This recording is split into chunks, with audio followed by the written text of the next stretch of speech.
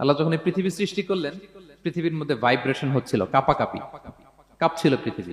আল্লাহ পৃথিবীর কাঁপাকাঁপি বন্ধ করার জন্য এই পেরেকের মতো পাহাড়গুলোকে পৃথিবীতে ঠুকে দিলেন, কাঁপাকাঁপি বন্ধ হয়ে গেল। এই দৃশ্য দেখে ফেরেশতারা বলে, ইয়া রাব হালমিন খালকিকা আসাদ্দু আলাল জিবাল। আল্লাহ, পাহাড়ের এত শক্তি, পৃথিবী কাঁপতেছিল, পাহাড় আপনি ঠুকে দিলেন, পৃথিবীর কাঁপাকাঁপি বন্ধ হয়ে গেল।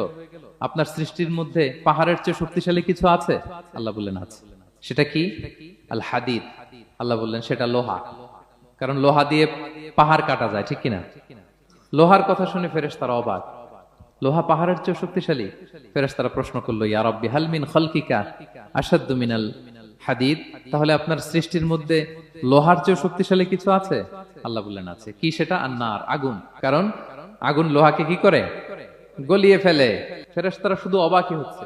ফেরেশতারা বলে আগুনের চেয়ে শক্তিশালী কিছু আছে? আল্লাহ বলে আছে, আল মা, পানি। কারণ আগুনে দাউ দাউ করে জ্বলে ওঠা